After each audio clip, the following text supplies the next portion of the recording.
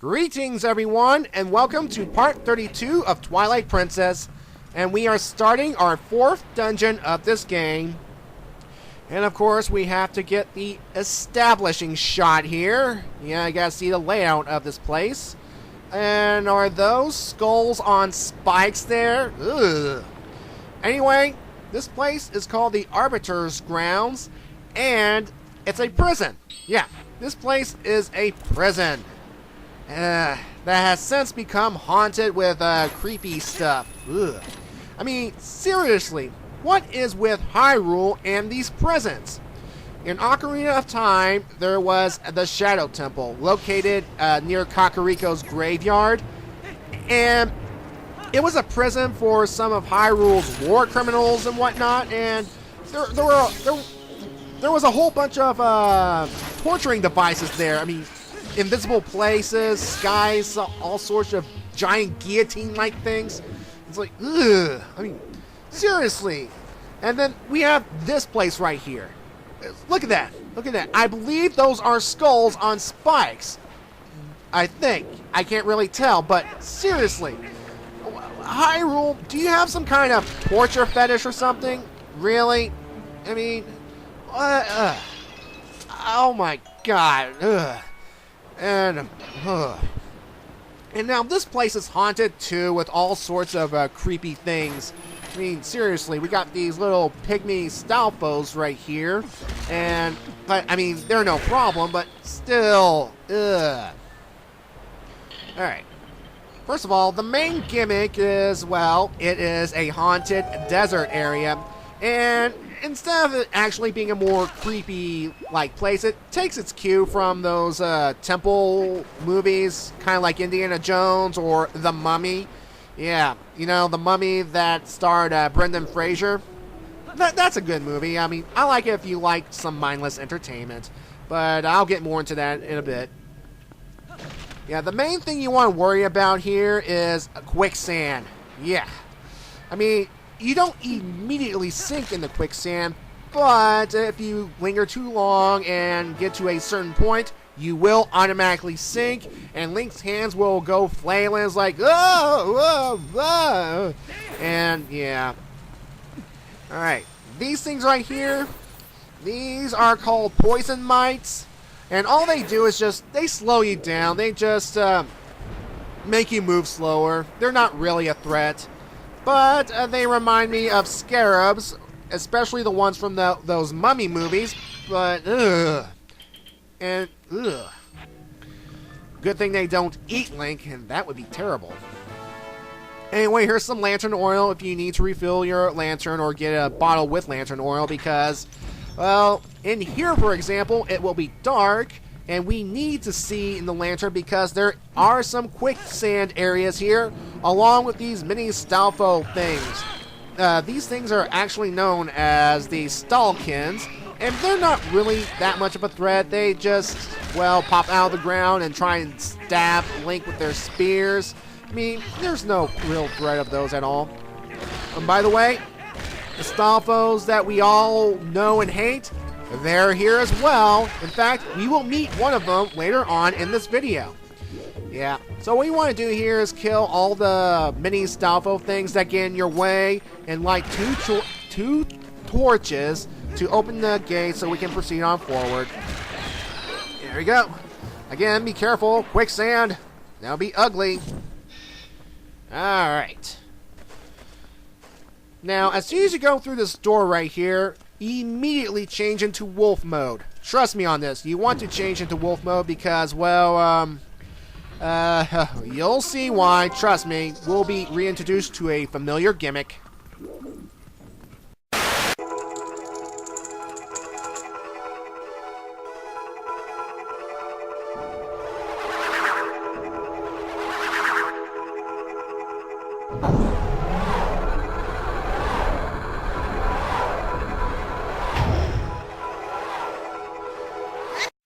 That's right, that gimmick from Ocarina of Time's Forest Temple has been recycled. 4 Poes will come and they will steal the 4 flames, sealing off a section of the dungeon. In the case of the Forest Temple, it was the elevator to Phantom Ganon, the boss of that dungeon. And in this case, it's the gate that leads onward into another major chamber. And the Poes will spread out and hide themselves in different rooms, and we have to track down each and every one of them and then kill them to retrieve the flame. Except one who will stay for some reason, I don't know why. And as you can see here, the Poe is different from the Poes we've encountered so far. But they are just as easily defeated. Just wait until they glow and then attack. Do this twice, they will fall to the ground, the soul will appear and just yank it out. Now, here's the thing. Even if for some reason you decide not to help Giovanni with that whole Pole Soul quest, if you just want to be mean about it, if you don't want that 4th bottle, well, here's the thing. These 4 Poe Souls in this dungeon actually count towards Giovanni's soul count. So, no matter what, you are going to get at least 4 souls. There's no way about it. There's just no way you can avoid it. So, there. Anyway, to track the rest of the Poles, you're going to have to sniff the Poe's cloak and to get the Poe scent, which means we have to forget Ilea's scent. But who cares? We found Ilea. She is safe, although at this time she still has no memory. And by using the Poe's scent, we find this little chain here that leads to the opening of a secret compartment. Yeah. Now, before we go there, we are going to get a couple of treasure chests in this very room. Now, the first one is actually right over here, and we are reintroduced to another familiar Zelda enemy, the Bubble, or in this case, the White Bubble. You know, those skulls that fly around trying to hit you. Although, in this case, they look more demonic. Because, again, the realistic graphics and all that stuff, but, yeah. Now, I know what you're thinking. Why are they called bubbles? They're not really all... They don't look bubbly or anything. Well, it's probably due to the fact that usually bubbles, the skull things, usually have some kind of glowy thing around them. Usually red or blue or green sometimes. So, it's... It depends. I didn't name these things. Just ask, well... the developers or something, so yeah. Anyway, I just got my dungeon map so I can get a better layout of the place, even though I don't use it again. And the second chest contains a heart piece. Now, you can either just walk across the quicksand using normal Link or Wolf Link, or in this case, just use the claw shot. Alright, so let's just track down one of the first Poes, shall we? Correction, the second Poe. So, yeah. And here we have some more of these bubbles.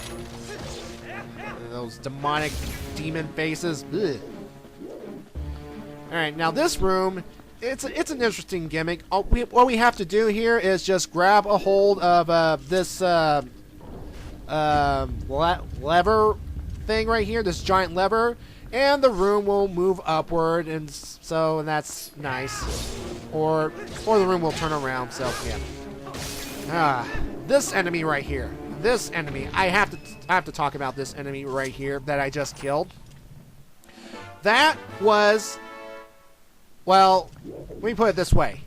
Do you remember those zombie enemies in past Zelda games? The Re-Dead? Well, this is their successor in this game. The Re-Dead Knight. Now... just like their predecessors, they will emit a high-pitched scream. Well, not a high-pitched scream. They will scream at you, and you will be frozen in place. Now, unlike past games when you're frozen in place, and the zombie things will come towards you and latch onto you and try to drain the life out of you, when you're frozen in place, the Re-Dead Knights will just... hurl their giant swords at you and take a good chunk of hearts away from you. Yeah. But before I continue onward with the Re-Dead Knights, here we are in another Poe room, and the Poe is trying to blend in with the surrounding area. All you have to do is just switch on the wolf sense, and we will hunt it down. See, there it is right there, trying to hide in plain sight. See? And yeah, just the same thing, just hit it twice, rip out its soul, and the flame will go back to its spot. Yeah. Wow. Really? Alright. Yeah, I have to admire that these Poes take from the Poes of past games, because instead of using those scythes that the Poes uses in this game, they actually use their lanterns. See, it's a nice little throwback to the games of old, so that's nice. And the good thing, too, and here's the thing about this whole Poe hunting quest. At least we don't have to shoot any paintings or anything. We don't have to do anything special. We just find their hidden chambers, kill them, and that's it. That's pretty much the gimmick right here. Now, as you can see here, it looks like we can move on in this room, but right now we can't. We have to push this thing so that the room will change sideways, so we can, first of all, get back into that lantern torch chamber, and then we'll move on to the next area. I mean, seriously, this place is, well, this wouldn't be out of place in an Indiana Jones movie or a Mummy movie. I have to say, I know I keep saying that over and over, but still. Why do I keep expecting Imhotep to show up or something? I don't know.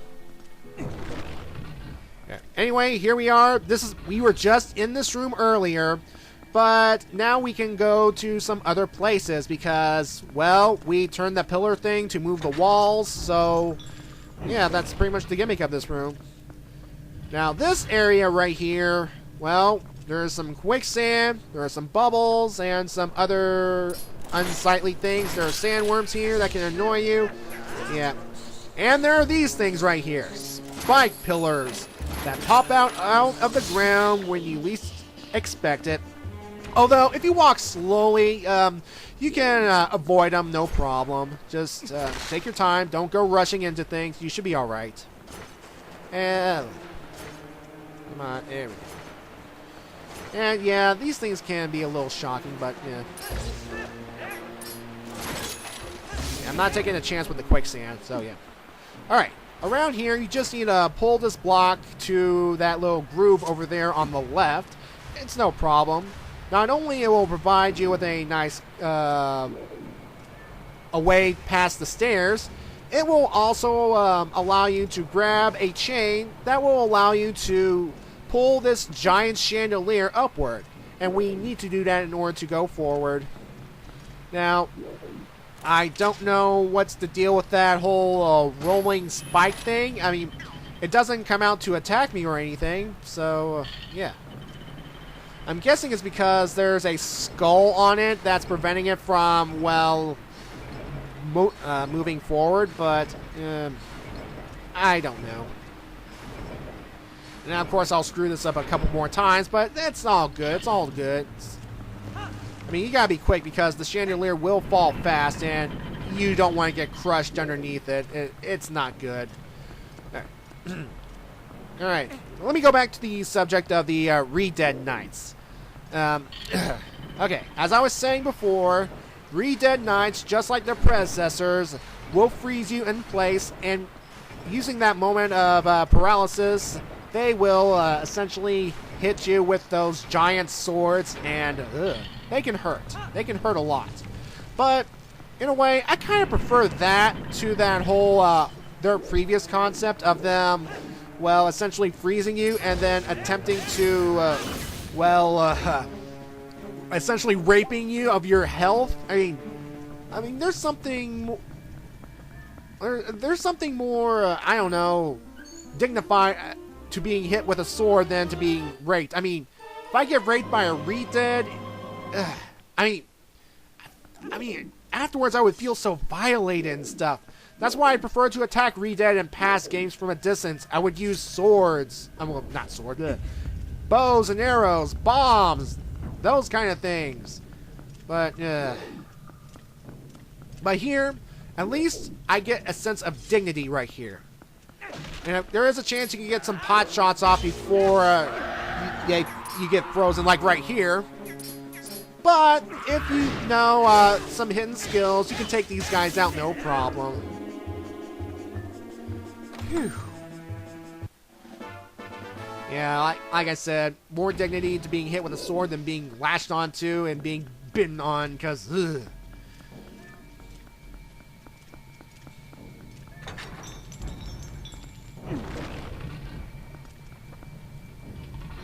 Okay, this room, you want to take your time here because there are some quicksand areas, a big bunch of quicksand, and there are those mini stealth and skeleton things appearing in waves. So, yeah. And as you get further down the pathway, there are not one, but 2 Re-Dead Knights. And, you think one's trouble? Try 2. I mean, one can freeze you, and you can try and get away, but the second one will freeze you immediately in place, and then will use the opportunity to essentially attack you, and you can die that way. Not to mention, nearby, there are patches of quicksand, so if you get frozen while in quicksand, for all intents and purposes, you're screwed. And the quicksand will sink. You'll get sunk in quicksand, and you'll have to start this room all over again. Oh, fun. So, what I'm doing right here is I'm killing all the mini Stalfos right here, so they wouldn't be a nuisance. And then, I'm just going to equip the arrows, and I am going to shoot the heck out of the Re-Deads from a safe distance. I know that's a wussy move, but, again, quicksand and being frozen in place, not good. Not a good combination.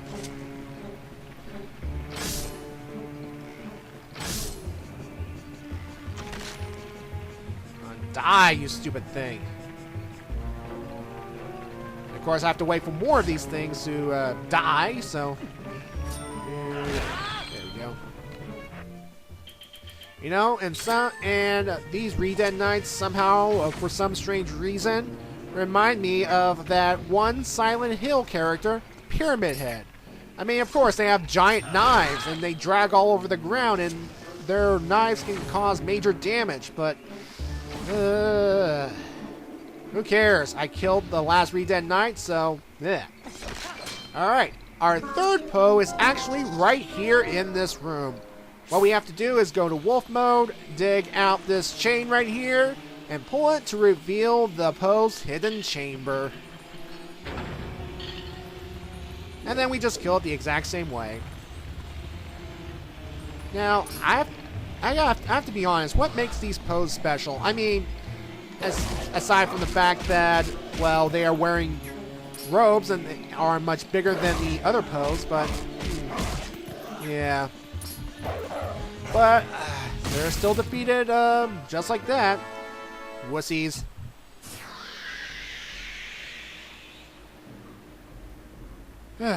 So, 3 down, 1 to go.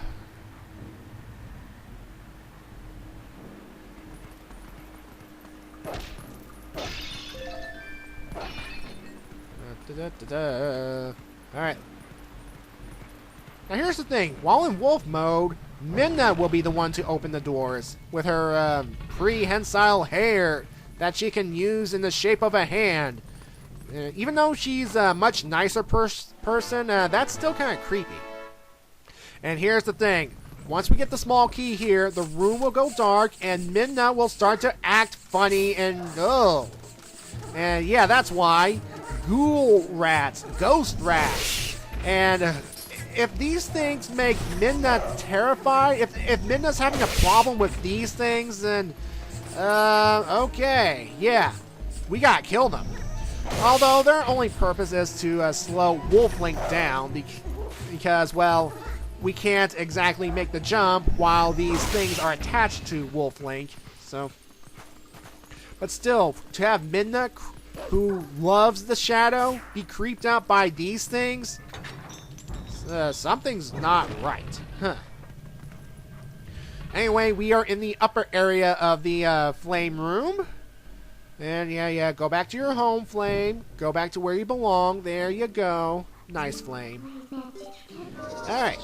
Now that we are in the upper area, we need to use the chandelier to go across to the other side and try not to fall. And if you do fall down, that means we have to kind of backtrack to the next area. But although, to be fair, it doesn't really matter because you can actually...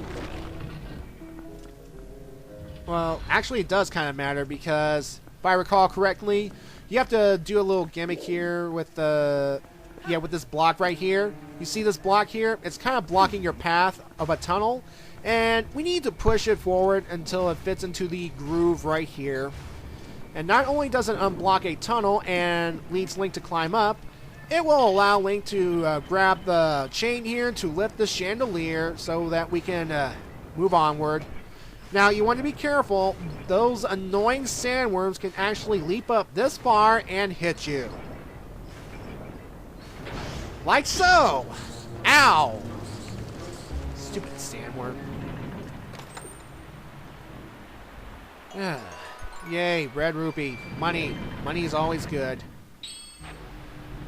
Now, again, thanks to me pushing that block out of the way, when I claw shot back to this room right to this point right here, I can just go circle around and get another treasure chest and, well, be back in the front. So, yeah. And that would suck if I fell down in the chandelier back in the main flame room, because that would mean I have to go all the way around to get back into the upper level just to get back to here. Yeah, so again, it's beneficial to try and get this block out of the way first. Of course, kill that stupid blasted sandworm so that it won't bug you. And then another sandworm will pop up to try and hit me, but I don't think it got me this time around, so I should be considering myself lucky, so. Alright. As soon as you get the chandelier high enough, go and stand underneath it, but make sure you are standing in the middle so that the hole it has will not crush you. Like so. And then just climb up this way and then hop across so that we can proceed on to the next room. See, we're getting there. We're getting this done. We're almost there. Now, this room right here, this room, we will be reintroduced to these Stalfos. These Stalfos. You know, those mighty warriors that we've encountered in past games. Now, will this be another epic fight? Will this be something of legend, just like in the old days of Ocarina? Will it? Will it? Will it? Well, sad to say, no. Why? Well, this is why. Yep, it's dead. I just killed it with a bomb arrow. And that was pretty pathetic. Very, very pathetic. Even more pathetic than the Stalfos of Wind Waker. Jeez Louise. I mean, at least those we have to actually disassemble them before we destroy their heads. So, all it takes is just one bomb arrow and it's dead. Yeah. I just don't know. I mean, sometimes I like the challenge of fighting these skeleton warriors, but oh well. Anyway, I'll see you in part 33.